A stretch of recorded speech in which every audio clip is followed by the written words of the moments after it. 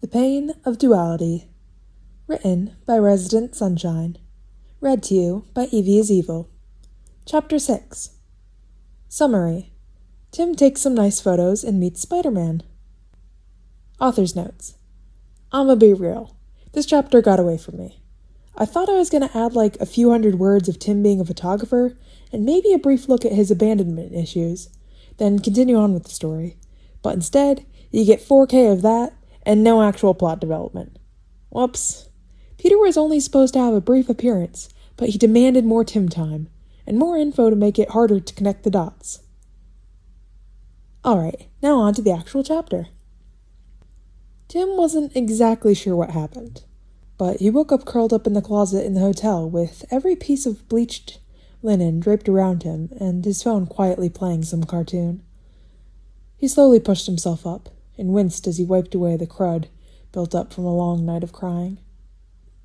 "Get it together, Tim," he groaned to himself, and slowly stretched out his joints, mindful to not overstretch. Perhaps he should add KT tape to his shopping list, just in case he was to hyperextend anything, whether on the field or while getting out of bed, or, well, closet in this case. It would be a useful addition to any first aid kit, and easy enough to shove in his bag. Slowly, he got out of the closet, taking note of the desk pushed against the door on top of all the locks. He must have been extra paranoid when he decided to cry himself to sleep in the closet. He remade his bed after plugging in his phone. It was still relatively midday, so at least he did not sleep the entire day away. He still had time to go out and scope the city, collect some photos to sell, and maybe gather some information out along the way. The other confusing thing was how his hands and knees were bandaged. He did not buy bandages yet, so how did that happen? They still smelt faintly of rubbing alcohol, so cleaned and bandaged. That was something pretty big to forget about. But, try as he might, he couldn't rack his brain for the information. Even grabbing his notebook provided nothing. With a fresh wave of annoyance and frustration, Tim shoved the notebook back in his bag and swung it over his shoulder. He must have had a nightmare, maybe some sort of weird episode, after the car almost hit him. Evidently did not make it to his best bet for multidimensional travel, and instead opted to cry in a closet. It was frustrating, but deep down it was also terrifying. He was long used to gaps in his memory, to waking up in different locations, but usually it wasn't this much. Usually he could at least go back and read his mission reports. Usually he could manage days without slipping away. With a frustrated huff, he shoved one of the protein bars in his mouth and pushed the desk back to its rightful spot so that he could leave. He would have to find another way into Baxter Foundation, find another way to access their information. He noticed the new watch on his wrist around then, too. Slowly, he pulled his arm up to his eyes, looking at the screen that did not project a watch face. It looked high-tech, looked like something handmade. He would have to figure out what it was. Some sort of tracker? Something like a house arrest? Something designed to hurt? That could explain why his muscles all ached, why they seemed to twitch even still, like they were remembering an electric shock. But that had to be wrong. Tim had endured many things, but none of the villains used electric shocks to attack. That he has encountered, at least. He would have to study it later, to figure out what happened that he was forgetting, to figure out what was going on. But that would have to be a later Tim problem, because he also needed to get more money in a way that didn't leave him feeling violated. Sure, the large chunk of cash would be enough to sustain himself for at least another week, if not longer. But if he was going to try and build something again, or even make an outfit to go out in at night, he would need to buy supplies, which meant more money. "You got this." He tried to hype himself up, hating the dread and weight of anxiety that came with the newest gadget, that seemed to settle like a nagging voice in the back of his mind. He grabbed his camera and headed to the streets, leaving his skateboard behind for now. He was planning on parkouring up to some better perches for hero shots, and that meant the less clutter on his back, the better. Besides, if he could get some of the elusive Spider-Man, that the Bugle seemed so obsessed with, he could get some cash a lot quicker. And what better place to catch a creepy crawler than perched up high above the city? He was just happy the hero did not have 8 legs. Just used webs as a tool to swing around and capture. He did wonder if there were more spider attributes to get the name, but honestly, he wasn't sure if he wanted to figure it out. Finding a place that was hidden away was a bit harder than anticipated. He wished he had come more prepared. Wished he had brought his tools. Planned better. Anything, really. But he was adaptable, if nothing else. Once he found and navigated to a position he hoped would be good, he pulled out his notebook while he waited. It helped him to write his thoughts, to navigate them in a way that he could physically see, helped to unravel the mystery that seemed to shadow over his life. Right now, his main priority was figuring out what this band around his wrist was, how it got there, and who put it there. It was something more immediate than figuring out how to find Jason and getting home. Something he could focus on without feeling like the world was caving in. He first works on a list, a way to keep his scattered thoughts straight. Vague enough to allow movement, but firm enough to be followed. He needed to figure out this band, find Jason, maybe figure out what Oscorp was up to, maybe stop them from synthesizing the chemicals he recognized, and finally find a way back home. Technically, he should drop the investigative ones. He should stop himself from interfering in whatever timeline he found himself in. But it was in his blood, his DNA to want to help, so baked into his very being that he couldn't turn a blind eye. Not when this could be the start of this universe's Joker, or Scarecrow, or even Poison Ivy. Besides, it was odd that it wasn't just one, but so many instead. Even if the formulas were slightly altered, weaker, different, was it not his duty to try and protect others? Once done, he flipped to a news page and began sketching the odd contraption out, studying its seams, its screws, its weak points. Once he had tools, he could take it apart, try to reverse engineer what it was. As the sun started to set, he finally set the notebook to the side and pulled his camera to his face, peering through at the city in front of him. It was so different from Gotham. Modern, sleek architecture, more similar to Metropolis than anything. Part of him wondered if he would see a flash of blue and red, but that was idiotic. It wouldn't be any hero that he knew. Not here. Besides, research showed that he was in Spider-Man's area, and that hero apparently wore the same colors. But a small part of him was still hopeful. Not for Clark, but for Khan. To see that dumb leather jacket flapping in the winds high above, dumb smile tugging up on one side with star-like blue eyes, peering over dumb sunglasses. It wouldn't be the same. Khan wasn't the same after traveling back to him. But maybe Tim wasn't the same after repeated failures to recreate him. With a sigh, Tim snapped some photos of the city, playing with how the light filtered in, and the exposure capturing the lines of cars. He did this until finally rooftop movement caught his eyes. He shifted his lens over, trying to see where the other went. A slow scope around, but all was still, like a trick of the eye. He was ready to resume taking some photos of the cityscape when someone tapped him on the shoulder. Tim nearly jumped out of his skin, quickly turning and almost falling off the ledge, except the person above him, hanging upside down, caught him with a web. A spider web. This time, Tim did scream as he flailed, because even if Spider-Man didn't have 8 legs and beady eyes, the way he hung from the wall was unnatural, and the webs still were too familiar. "Oh, shoot, hold on, sorry. Just your friendly neighborhood Spider-Man." Peter raises his hands up and shifted so his feet were on the perch in front of Tim, who was still freaking out and desperately trying to set free himself from the web that was holding him from tumbling down to the cement sidewalk below.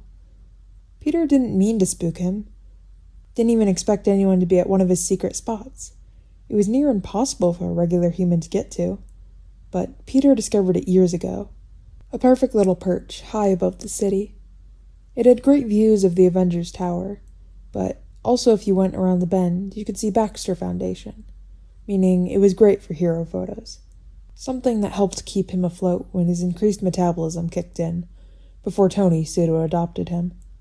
He could also see May's apartment from here, when zoomed in on his camera, but that was mostly thanks to his enhanced senses. It was perfect, hidden, and had great views. So why was the other here? He could assume at this point, not JJ. He just hoped this wasn't the alter who was afraid of spiders. Actually, he was pretty sure this was the alter who was afraid of spiders, based on their continued panic and desperate attempts to break free, despite that meaning they would fall to their death. Okay, I'm gonna grab your shoulders so you don't fall, and I'll dissolve the webs, he offered before slowly reaching out, giving a moment for him to calm down. Tim was just getting more and more stuck as he tried to rip the webs off. He would almost rather a giant spider, because then at least his panic would make sense. Instead, it was shameful. Spider-Man didn't even look like a spider. He tried to breathe, to calm himself down, to anything. But then sticky hands were on his shoulder, and he thought that this might actually be it. Rip Tim had a heart attack and died at the ripe old age of 17. They might as well stamp a spider onto his grave. It was only appropriate. God, Jason would laugh at him for dying in such a lame way. His luck, his next life would be spent being a fly caught in a spider's web, trapped until they were sucked dry, their husk left to rot away. Oh. He was fine. He finally clocked himself back in, both feet on the cement ledge he was standing on, and arms wrapped around Spider-Man. Embarrassing. With flushed cheeks, he quickly pushed himself back, but this time mindful of the edge, mindful of the space he was taking up. He looked away, anywhere but at the strings of webs, and focused on his breathing. He needed to calm down, needed to breathe. This was a ridiculous overreaction. He was fine. Plus, he quickly lifted his camera up and snapped a photo of the hero. He didn't know if it turned out or if it was focused, if it would be like a blurry cryptid shot. Oh, were you doing photography up here? Sorry I interrupted. I actually know a few great places around that aren't quite as precarious, Peter offered, his own excitement bubbling up because that was a damn nice camera, but also like nothing he had ever seen, meaning that this person had to love photography enough to invest. And sue him. He didn't have any other friends that shared this interest. Besides, if the presumed mutant was to stick around, it would be nice to get to know them. Maybe prove that he wasn't some villain. Plus, selfishly, he wanted to make sure he was okay. Oh, Tim pulled in another deep breath and tried to steady his hands, eyes still not looking at Spider-Man. Sorry, I'm not usually this bad. He moved his hands up to cover his face, pulling in a few more deep breaths, before slowly pulling on his mask that he used when meeting new shareholders with Wayne Enterprise, when he had to convince them that he was a trusted CEO of a multi-billion-dollar company and not some high school intern. Sorry about that. How unforthcoming of myself. It is an absolute pleasure to meet you. My name is Tim Drake, and it is an absolute pleasure. He offered a hand, trying to ignore the goosebumps that rippled over his arms, as his body wanted nothing more than to run. He hated giving his actual name, but it was legally his here now too, a calling card for Jason, even if it made his paranoia spike. Bruce would be disappointed, would probably bench him for divulging such information. Tim? Nice to meet you. I'm Spider-Man, just a little friendly neighborhood hero who looks out for the little guys. Peter beamed at getting another name. Why a spider? Tim tried to hide the full-body shiver by shifting his weight back away from the ledge and sitting down instead. Safer. Plus, it let him look at the city through his camera again, and to have a more polite way to avoid eye contact. It made sense at the time. I have the enhanced abilities of a spider, and my powers came from a spider, so... Peter shrugged slightly and took a step back, giving Tim a bit of space. He shifted around some, until his joints protested at the positions, trying to find one that he wouldn't fidget too much in. I guess that makes sense. Tim snapped a photo of the sun setting over the harbor, its multicolored lights casting the city in an array of reflected reds, pinks, and oranges, before spotting some movement again. He zeroed in, focusing on capturing the flash of a white cloak, before snapping a few photos before they were gone.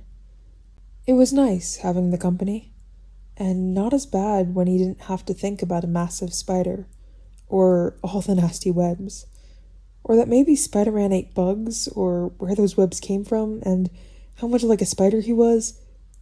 Actually, maybe it was just Tim's loneliness that enjoyed another body up on the roof. Another person to talk to. Someone to remind him that he wasn't alone. Wasn't lost at sea on his tiny little lifeboat, crashing amongst the waves, threatening to be sucked into the dark depths. Absently, Tim wondered why his brain kept going to boat and ocean-themed analogies, but he didn't have enough left in him to worry about that right now. Would it be okay if I took some pictures of you? I'm trying to sell some photos to this newspaper, and apparently none of my others mean much to them. Tim finally broke, glancing back at the hero, only to immediately regret it as they shifted out of the inhuman position. Tim quickly looked away again, full body shuddering at the imagery. Let me guess. Daily Bugle? I had a friend who worked there for a bit. Well, sold pictures to them for a bit, also featuring me. They will try and swing it like I'm a menace to society, which, I am, but not to them. Peter laughed lightly as he stretched. Tell you what, you can get some photos of me, then let me walk you home? It's getting dark, and this is a city. It would make me feel better knowing you were safe. Oh, sure, but I don't want you knowing exactly where I live, for safety reasons. So you can walk me closer. Tim didn't really want to go back to that stuffy hotel room. Not yet, at least. But a deal was a deal. Besides, he could always slip back out later. He tried to focus on controlling his breathing as the hero swung out, angling his camera down to cast the sun's setting rays just right. After a few photos, he stood back up, almost immediately collapsing again, before stretching his knees out. An annoyance, especially since those white lenses narrowed at him briefly. You okay?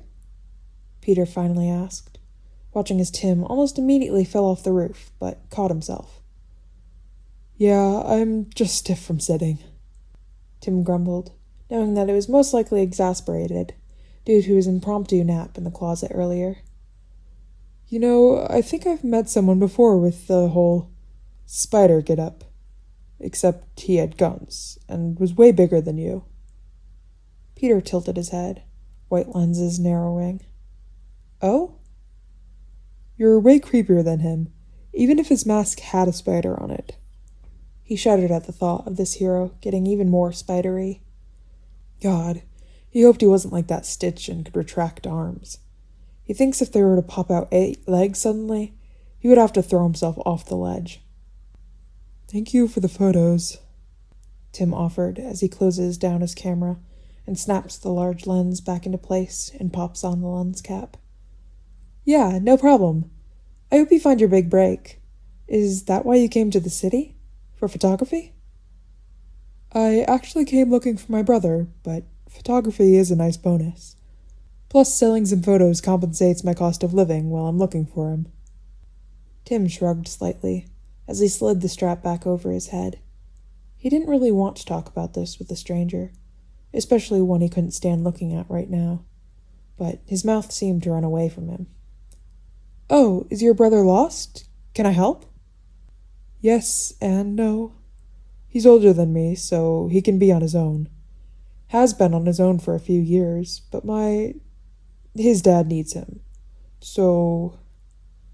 Tim shrugged and started one more stretch, before starting the climb down. He was aware the hero was hovering, in case his fingers slid off the small ledge. But he grew up doing this, spent his childhood scaling buildings and snapping photos of shadows, of heroes. In no time, he was down in the ground again, and Spider-Man swung down to join him. The walk back towards the hotel was nice. Thankfully, the hero dropped the invasive questions, and this allowed Tim to steer the conversation back to photography. It was nice having someone he could just talk about a passion with. Talk about the newest lens technology, but how old lenses give more flair. How developing your old photos is better because it gives control. Things that no one wants to listen to. Yet this weird spider-themed hero is more than happy to entertain, even adding in his own thoughts to mirror Tim's, showing that he was not only listening, but also genuinely was following along. It left him feeling lighter than he had in a very, very long time. But then they got close by, and Tim was left alone again. He drug his feet back up to his little room, past the flickering lights and dim hallways, and he was alone again, because no matter how nice it was his destiny, written in scripture since his birth. Loneliness followed like a hollow ghost, an echo of the past. He tried to distract himself with touching up the photo some, tried to distract himself with poking at the watch, tried to distract himself with as much as he could, until his brain felt like it was mush inside his skull. Then he turned in to sleep, laying down on the cold bed, his eyes focused on the ceiling, while he tried not to think about his found family, his friends that he left behind. Tim lays there, blue eyes counting the spots in the ceiling. He lets the cold wash over him like crashing waves. He lays there, echoed voices from neighboring rooms, the only thing tethering him yet. He lets the loneliness wash over him, swallowing him whole as the clock slowly ticks by. He lays there, scratchy sheets barely providing warmth, their white exterior scratchy from years of cleaning and bleach. He lays there, until the neighboring rooms all go to bed, and it's just him and his thoughts. He lays there, as the dull orange street lamp flickers into his room through the shitty, thin, mustard-yellow curtains. He lays there, and lets himself miss how the manor always had something going on, even if it was just one of Damien's animals walking down the hall, or Dick's music seeping through the wall that he left playing to keep the nightmares at bay. Lets the loneliness wash over him, until he feels like he may sink into the mattress and disappear. Ignores the nagging thought of, would anyone even notice? Because surely his family was going crazy looking for him. Surely with how attached he was to them, they would notice he was no longer there. Surely Bruce was driven mad trying to replicate the process, and Dick was frantically searching. It was selfish to hope that his family would be upset. Selfish to hope someone would notice. Selfish to think he was worth noticing. And that is the end of Chapter 6. Author's Notes. For those who read the Tim chapters in Stray Little Bat, I hope it provides extra pain every time Tim thinks about how crazy his family must be with worry over him, how they must be searching desperately for him. Also, I love Peter and Tim both being little photography stalkers together.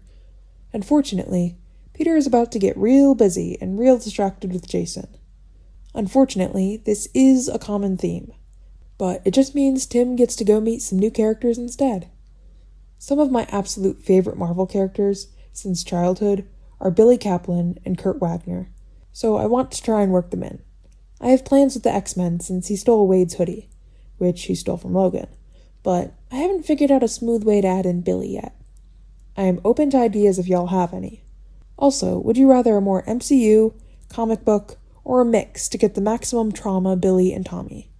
I'm trying to give him a separate group from Jason, for the most part, since they're experiencing things very differently, and I don't want to write a ton of the same characters, except Peter and Tony, because Tony is trying to collect them all, and Peter deserves a photography buddy, Lamau. Reader's notes from me. It's making me want to read Stray Little Bat, but also, I'm already swamped with the fics that I'm reading right now, and I already have another multi-chapter lined up for whenever I finish one of the others that I'm reading. So, Stray Little Bat is gonna have to wait, if I do end up doing it. Also, when it references Tim thinking about how crazy his family must be worrying over him, and it references how they react in Stray Little Bat, I believe it is Duke that worries and pretty much nobody else. They kind of forget about Tim, and it's really sad. It's really sad. But you should totally go check it out. Anyways, thank you guys for listening, and I'll see you later. Bye!